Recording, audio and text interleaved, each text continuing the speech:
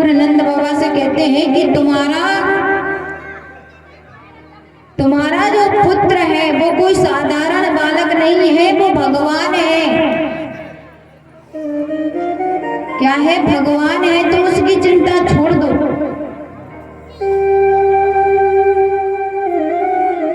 नंद बाबा कहते हैं एक बार के लिए कि मैंने तो सोचा था कि तुम बड़े ज्ञानी हो, बड़ा नाम तुम्हारा सुन रखा है।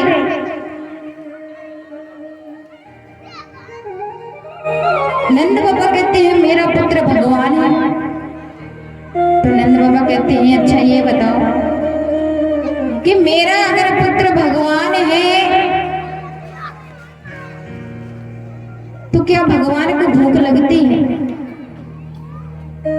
क्या भगवान कभी रोता है?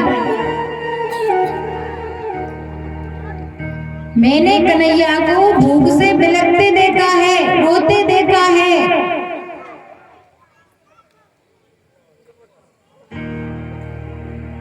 तुम कहते हो मेरा पुत्र भगवान है, और पता है जब मैं कहीं बाहर जाता था तो मैं जूतियों को पहनता नहीं था। क्यों नहीं पहनता था? कि मुझे पता है कि जैसे ही मैं बाहर जाऊंगा जूतियों को नहीं पहनेगा तो मेरे पीछे पीछे मेरा कन्हैया आता था और कहता था, मेरी जूतियों को उठा के अपने सर पर रखे कि कन्हैया, कहता था कि बाबा आप ऐसे ही जा रहे हो, आपने जूतियां तो पहनी ही नहीं। अगर मेरा पुत्र भगवान होता तो क्या मेरी जूतियों को अपने सर पे रखता? और मान के चलो कि मैं इंसान हूं, मैं साधारण सा मनुष्य हूं, मुझसे गलती हो गई, मैंने भगवान को पुत्र कह दिया, तो क्या कभी भगवान से गलती हो सकती है? जो कन्हैया मुझे बाबा बाबा कहता था,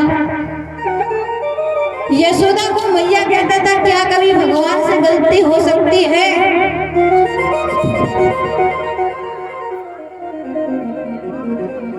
उद्धव जी शांत बैठे हुए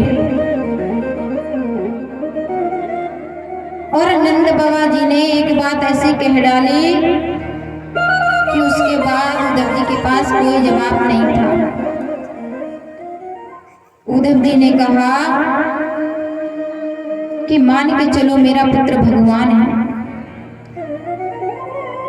और अभी तक तो मैं ये सोचकर जी रहा था कि मेरे पुत्र ने मुझे छोड़ दिया।